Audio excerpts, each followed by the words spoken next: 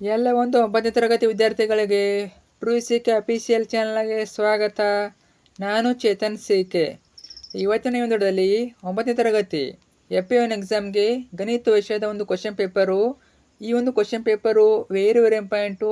ಯಾಕೆ ಅಂದರೆ ಇಲ್ಲಿ ಯಾವ ರೀತಿಯಾಗಿ ಪ್ಯಾಟರ್ನ್ ಕೊಟ್ಟಿದ್ದಾರೆ, ಇದೇ ಪ್ಯಾಟರ್ನಲ್ಲಿ ನಿಮ್ಮ ಒಂದು FA1 ಎಕ್ಸಾಮ್ನ ಗಣಿತ ವಿಷಯದ ಕ್ವಶನ್ ಪೇಪರ್ ಇರ್ತದೆ. ಅಷ್ಟೇ ಮಾತ್ರವಲ್ಲ, ಇಲ್ಲಿರೋ ತುಂಬ ಪ್ರಶ್ನೆಗಳು ನಿಮ್ಮ ಎಕ್ಸಾಮ್ ರಿಪೀಟ್ ಆಗ್ಬೋದು. ಯಾಕಂದರೆ ಇವೆಲ್ಲ ಕೂಡ ಇಂಪಾರ್ಟೆಂಟ್ ಕ್ವಶನ್ಗಳು ಚೆನ್ನಾಗಿ ಓದ್ಕೊಂಡೋಗಿ ನಿಮ್ಮ ಎಕ್ಸಾಮ್ಗೆ ಖಂಡಿತ ಹೆಲ್ಪ್ ಆಗ್ತವೆ. ಜಸ್ಟ್ ನಂಬರ್ ಚೇಂಜ್ ಆಗ್ಬೋದು, ಇದೇ ರೀತಿ ಲೆಕ್ಕಗಳನ್ನ ನಿಮಗೆ ಕೊಡ್ತಾರೆ. ಕೊನೆವರೆಗೆ ನೋಡಿ, ಸಂಪೂರ್ಣ ಕ್ವಶನ್ ಪೇಪರ್ನ ಕೊಡ್ತೀನಿ. ಬನ್ನಿ ಇವತ್ತಿನ ಈ ಒಂದು ವಿಡಿಯೋನ ಶುರು ಮಾಡೋಣ. ಅದಕ್ಕಿಂತ ಮುಂಚೆ ಇನ್ನೂ ಕೂಡ ಚಾನಲ್ನ ಸಬ್ಸ್ಕ್ರೈಬ್ ಮಾಡ್ಕೊಂಡಿಲ್ಲ, ಪ್ರತಿಯೊಬ್ಬರು ಕೂಡ ಸಬ್ಸ್ಕ್ರೈಬ್ ಮಾಡ್ಕೊಳ್ಳಿ. ಯಾಕೆ ಅಂದರೆ ನಿಮ್ಮದು 9th SA2 ಎಕ್ಸಾಮ್ ಮುಗಿಯವರೆಗೆ, ಅನ್ನಲ್ ಎಕ್ಸಾಮ್ ಮುಗಿಯವರೆಗೆ ಎಲ್ಲ ವಿಷಯಗಳು, ಪಾಸಿಂಗ್ ಪ್ಯಾಕೇಜ್ಗಳು, ಸ್ಕೋರಿಂಗ್ ಪ್ಯಾಕೇಜ್ಗಳು, ಇಂಪಾರ್ಟೆಂಟ್ ಕ್ವಶನ್ಗಳು ಮತ್ತು ಇದೇ ರೀತಿ ನಿಮಗೆ FA1 SA1 ಕ್ವಶನ್ ಪೇಪರ್ಗಳು, ಒಟ್ಟಿನಲ್ಲಿ 9th ಎಲ್ಲ ಸ್ಟಡಿ ಮೆಟೀರಿಯಲ್ಗಳನ್ನು, PDF ಗಳನ್ನು, ಕ್ವಶನ್ ಪೇಪರ್ಗಳನ್ನು ಇದೊಂದು ಚಾನಲ್ ಆಗ್ತೇವೆ. ಅದರಿಂದ ಪ್ರತಿಯೊಬ್ಬರು ಕೂಡ ಮಿಸ್ ಮಾಡೋ ಚಾನಲ್ನ ಸಬ್ಸ್ಕ್ರೈಬ್ ಮಾಡ್ಕೊಳ್ಳಿ. ಯಾಕೆ ಹೇಳ್ತೀನಿ ಅಂದರೆ ನಿಮಗೆ ಗ್ಯಾರಂಟಿ ಒಂದು ಚಾನಲು ಯೂಸ್ ಆಗಿ ಆಗ್ತದೆ. ಮಾಡಿದ್ರೆ ಹಾಗೆಯೇ ವಿಡಿಯೋನ ಲೈಕ್ ಮಾಡಿ ಮತ್ತು ಎಲ್ಲ ಫ್ರೆಂಡ್ಸಿಗೆ ಶೇರ್ ಮಾಡಿ, ಅವ್ರಿಗೂ ಶೇರ್ ಮಾಡಿ, ಅವರು ಕ್ವಶನ್ ಪೇಪರ್ನ ಕಳಿಸಿ. ಓಕೆ, ನೋಡ್ತಾ ಹೋಗೋಣ. ರೂಪನಾತ್ಮಕ ಮೌಲ್ಯಮಾಪನ ಸಾಧನಾ ಪರೀಕ್ಷೆ 1 LB ಆಧಾರಿತ ಅಥವಾ FA1 ಎಕ್ಸಾಮು ಸಂಖ್ಯಾ ಪದ್ಧತಿ, ಬಹುಪದೋಕ್ತಿಗಳು ಮತ್ತು ನಿರ್ದೇಶಾಂಕ ರೇಖಾಗಣಿತ ಆಧಾರದ ಮೇಲೆ ಈ ಒಂದು ಕ್ವಶನ್ ಪೇಪರು. ನಮ್ಮ FA1 ಎಕ್ಸಾಮ್ಗೆ ಇವು 3 ಅಧ್ಯಾಯಗಳನ್ನ ಕೇಳ್ತಾರೆ. ತರಗತಿ 9 ವಿಷಯ ಗಣಿತ, ಅಂಕಗಳು 20, ಸಮಯ 45 ನಿಮಿಷ. ನಿಮಗೆ ಈ ಒಂದು ವಿಡಿಯೋದಲ್ಲಿ ಕೇವಲ ಕ್ವಶನ್ ಪೇಪರ್ ಕೊಡ್ತೀನಿ. ನೆಕ್ಸ್ಟ್ ವಿಡಿಯೋದಲ್ಲಿ ನಿಮಗೆ ಆನ್ಸರ್ ಕೊಡ್ತೀನಿ ಅಥವಾ ಗ್ರೂಪಲ್ಲಿ ಆನ್ಸರ್ ಹಾಕ್ತೀನಿ. ಯಾವ ಗ್ರೂಪು? ನಮ್ಮ ಒಂದು ಟೆಲಿಗ್ರಾಮ್ ಗ್ರೂಪು ಅಥವಾ ವಾಟ್ಸಪ್ ಚಾನಲ್ಲು ಅಲ್ಲಿ ಹಾಕಿರ್ತೀನಿ. ಅಲ್ಲಿ ಹೋಗ್ಬಿಟ್ಟು ನೀವು ಆನ್ಸರ್ನ ಡೌನ್ಲೋಡ್ ಮಾಡ್ಕೊಳ್ಳಿ. ಲಿಂಕನ್ನು ಕೆಳಗೆ ಕೊಟ್ಟಿರ್ತೀನಿ, ವಿಡಿಯೋದ ಕೆಳಗೆ ಲಿಂಕ್ ಇರ್ತದೆ, ಅಲ್ಲಿ ಹೋಗಿ ಜಾಯ್ನ್ ಆಗಿ. ಇವಾಗ ಜಸ್ಟ್ ನಾವು ಕ್ವಶನ್ ಪೇಪರ್ ನೋಡೋಣ.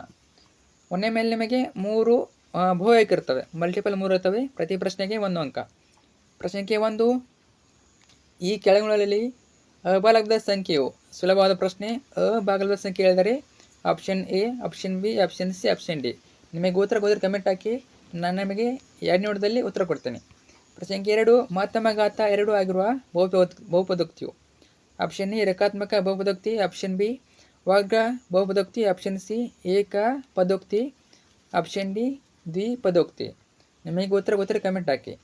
ಪ್ರಶ್ನೆ 3, X- ಅಕ್ಷದ ಮೇಲಿನ ಎಲ್ಲ ಬಿಂದುಗಳ ನಿರ್ದೇಶಾಂಕಗಳು. ಇದು ಕೂಡ ಸಾಧಾರಣ ಪ್ರಶ್ನೆ, ಯಾವುದಾಗ್ಬೋದು ನೋಡಿ. ಅದಾದಮೇಲೆ 2ನೇ ಮೇನು, ಈ ಕೆಳಗಿನ ಪ್ರಶ್ನೆಗಳಿಗೆ ಉತ್ತರಿಸಿ.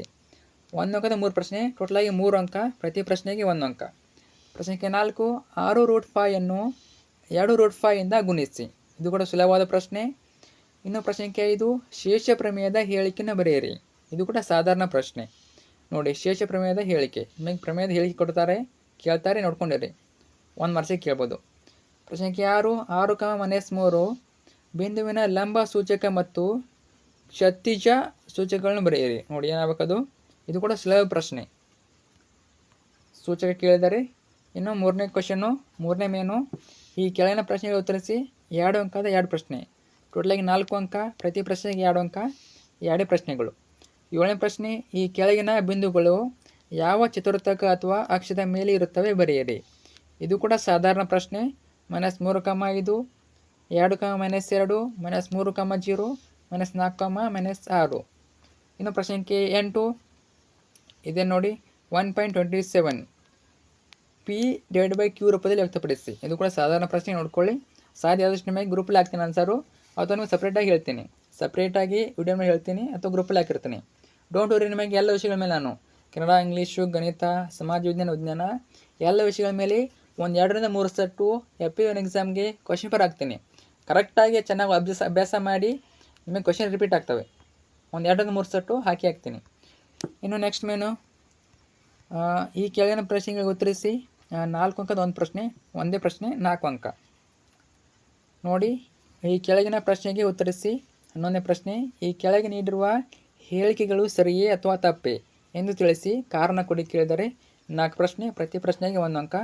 ಇದು ಕೂಡ ಸಾಧಾರಣ ಪ್ರಶ್ನೆ ನೋಡಿ. ಸೊ ನಾನು ನಿಮಗೆ ಇನ್ನೂ 2 ಮೇನು ಬಿಟ್ಟಿದ್ದೀನಿ. 3 ಮಾರ್ಕ್ಸ್ 2 ಕ್ವಶನ್ ಇರ್ತವೆ ಮೇಲೆ ನೋಡಿ. 4th ಮೇನು, ಈ ಕೆಳಗಿನ ಪ್ರಶ್ನೆ ಉತ್ತರಿಸಿ. ಇವು 3 ಮಾರ್ಕ್ಸ್ 2 ಕ್ವಶನ್ನು, ಪ್ರತಿ ಪ್ರಶ್ನೆಗೆ 3 ಅಂಕ. 9ನೇ ಕ್ವಶನ್ ನೋಡಿ, √3 ಸಂಖ್ಯಾ ರೇಖೆ ಮೇಲೆ ಪ್ರತಿನಿಧಿಸಿ. ಮೋಸ್ಟ್ ಇಂಪಾರ್ಟೆಂಟ್ ಕ್ವಶನ್ನು, ಸಾಧಾರಣ ಪ್ರಶ್ನೆ ನೋಡ್ಕೊಳ್ಳಿ. ಇನ್ನು 10ನೇ ಪ್ರಶ್ನೆ ಸ್ವಲ್ಪ ಕಠಿಣ ಪ್ರಶ್ನೆ. ಒಂದು ಆಯತ ಘನಾಕೃತಿಯಲ್ಲಿರುವ ತೊಟ್ಟಿಯ ಉದ್ದ, ಅಗಲ ಮತ್ತು ಎತ್ತರಗಳು ಕ್ರಮವಾಗಿ x+10, x+4 ಮತ್ತು x-6 ಆದರೆ ಆ ತೊಟ್ಟಿಯ ಘನಫಲವನ್ನು ಕಂಡುಹಿಡಿಯಿರಿ. ಏನು ಕೇಳಿದರೆ ಘನಫಲ ಕೇಳಿದರೆ ಸ್ವಲ್ಪ ಕಠಿಣ ಆಗ್ಬೋದು, ಆದರೆ ಯಾವುದೇ ಕಾರಣಕ್ಕೆ ಬಿಡೋಕ್ಕೆ ಹೋಗಬೇಡಿ. ಎಕ್ಸಾಮಲ್ಲಿ ನಿಮ್ಗೆ ಎಷ್ಟು ಬರ್ತದೆ ಅಷ್ಟು ಟ್ರೈ ಮಾಡಿ ಬನ್ನಿ. ಒಟ್ಟಿನಲ್ಲಿ ಕ್ವಶನ್ ಬಿಡೋಕ್ಕೆ ಹೋಗಬೇಡಿ. ಅದು ತಪ್ಪಾಗಲಿ ಸರಿಯಾಗಲಿ ಬಿಡಿಸಿ ಬನ್ನಿ. ಓಕೆನಾ? ನೋಡ್ಕೊಳ್ಳಿ, ಸ್ವಲ್ಪ ಕಠಿಣ ಪ್ರಶ್ನೆ. ನೀವು ಪ್ರಾಕ್ಟೀಸ್ ಮಾಡ್ಕೊಂಡು ಹೋದರೆ, ಅಭ್ಯಾಸ ಮಾಡಿದರೆ ಬಂದೇ ಬರ್ತದೆ. Next last question 4 ಮಾರ್ಕ್ಸಿಗೆ. ಇಲ್ಲಿ 4 ಕ್ವಶನ್ ನೋಡಿ. ಪ್ರತಿ ಪ್ರಶ್ನೆಗೆ 1 ಅಂಕ. ಪ್ರತಿಯೊಂದು ಸ್ವಾಭಾವಿಕ ಸಂಖ್ಯೆಯು ಒಂದು ಪೂರ್ಣ ಸಂಖ್ಯೆಯಾಗಿದೆ. ಪ್ರತಿಯೊಂದು ಪೂರ್ಣಾಂಕವು ಒಂದು ಪೂರ್ಣ ಸಂಖ್ಯೆಯಾಗಿದೆ. ಪ್ರತಿಯೊಂದು ಅಭಾಗಲಬ್ಧ ಸಂಖ್ಯೆಯು ಸ್ವಾಭಾವಿಕ ಸಂಖ್ಯೆಯಾಗಿದೆ. ಎಲ್ಲ ಧನಾತ್ಮಕ ಪೂರ್ಣಾಂಕಗಳ ವರ್ಗಮೂಲಗಳು ಅಭಾಗಲಬ್ಧ ಸಂಖ್ಯೆಯಾಗಿದೆ. ಏನು ಕೇಳಿದರೆ ಸರಿ ಅಥವಾ ತಪ್ಪು ಇಷ್ಟು ಬರಬೇಕು. ಮತ್ತು ಅಷ್ಟು ಬರೋದು ಏನು ಮಾಡಬೇಕು? ಕಾರಣ ಕೊಡಬೇಕು. ಸರಿ ಇದ್ದರೆ ಸರಿ ಅಂತ ಬರಬೇಕು, ಮತ್ತು ಏಕೆ ಸರಿ ಅದು ಕಾರಣ ಕೊಡಬೇಕು. ತಪ್ಪಿದರೆ ತಪ್ಪು ಅಂತ ಬರಬೇಕು, ಯಾಕೆ ತಪ್ಪು ಅಂತ ಕಾರಣವನ್ನು ಬರಬೇಕು. ಅರ್ಥ ಆಯ್ತಾ? ಇದೇ ರೀತಿ ನಿಮಗೆ ಕ್ವಶನ್ ಕೇಳ್ಬೋದು, ಅಥವಾ 4 ಮಾರ್ಕ್ಸಿಗೆ ಬೇರೆ ಕ್ವಶನ್ ಕೇಳ್ಬೋದು. ಡೋಂಟ್ ವರಿ, ನಿಮಗೆ ಗಣಿತ ವಿಷಯದ ಮೇಲೆ ಇನ್ನೂ 2ರಿಂದ 3 ಸೆಟ್ಟು ಕ್ವಶನ್ ಪೇಪರ್ ಹಾಕ್ತೀನಿ. ಅಲ್ಲಿ ಕೂಡ ನೋಡ್ಕೋಬೋದು ನೀವು ಯಾವ ರೀತಿ ಕ್ವಶನ್ ಕೇಳ್ತಾರಂತ. ಓಕೆನಾ? ಮತ್ತು ಕಮೆಂಟ್ ಮಾಡಿ ನಿಮಗೆ ಯಾವ ವಿಷಯದ ಕ್ವಶನ್ ಪೇಪರ್ ಬೇಕು, ಯಾವ ಪಾಠದ ಪದ್ಯದ ಕ್ವಶನ್ ಆನ್ಸರ್ ಬೇಕು, ಇಂಪಾರ್ಟೆಂಟ್ ಕ್ವಶನ್ ಕಮೆಂಟ್ ಹಾಕಿ, ಅವನ್ನ ಆದಷ್ಟು ಬೇಗ ಹಾಕ್ತೀವಿ. ಓಕೆನಾ? ಎಲ್ಲ ಚಾನಲ್ ಹಾಕಿದ್ದೀನಿ ನೋಡಿ, ಎಲ್ಲ ವಿಷಯ ಹಾಕಿದ್ದೀನಿ.